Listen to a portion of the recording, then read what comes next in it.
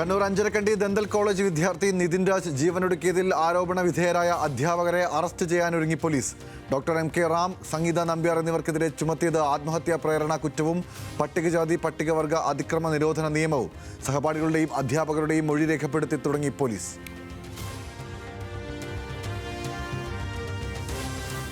സംഗീത ഇതിഹാസം ആശാ ഭോസ്ലേക്ക് വിട നൽകാൻ രാജ്യം. സംസ്കാരം പൂർണ്ണ ഔദ്യോഗിക ബഹുമതികളോടെ വൈകിട്ട് 4-ന് മുംബൈ ശിവാജി പാർക്കിൽ. പ്രിയ ഗായികയ്ക്ക് അന്ത്യാഞ്ജലി അർപ്പിച്ച് കലാ സാംസ്കാരിക രംഗത്തെ പ്രമുഖർ.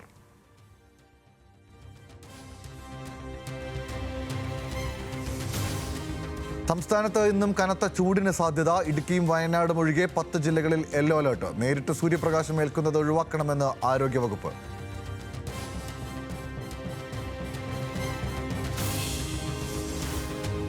കുംഭമേള വൈറൽ താരത്തിന്റെ വിവാഹ വിവാദത്തിൽ ദേശീയ പട്ടികവർഗ കമ്മീഷന് പോലീസ് റിപ്പോർട്ട് കൈമാറും.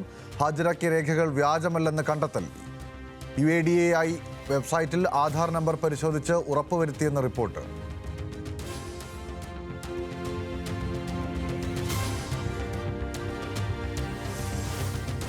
US ഇറാൻ ചർച്ച അലസിപ്പിരിഞ്ഞതോടെ പശ്ചിമേഷ്യ വീണ്ടും യുദ്ധഭീതിയിൽ. ഏതു സമയത്തും ആക്രമണം പുനരാരംഭിക്കുമെന്ന് ഡൊണാൾഡ് ട്രംപ്.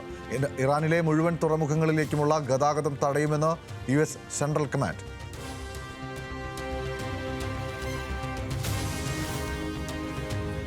ഇറാൻ US ചർച്ച ധാരണയാകാതെ പിരിഞ്ഞതിന് പിന്നാലെ കുതിച്ചുയർന്ന് എണ്ണവില.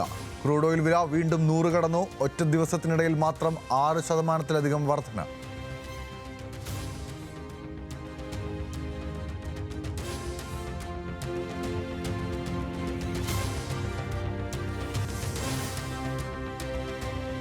പ്രീമിയർ ലീഗിൽ കുതിപ്പ് തുടരാൻ മാഞ്ചസ്റ്റർ യുണൈറ്റഡ് ഇന്നിറങ്ങും. എതിരാളികൾ ലീഡ്സ്. മത്സരം ഓൾഡ് ട്രാഫോർഡിൽ രാത്രി 12:15.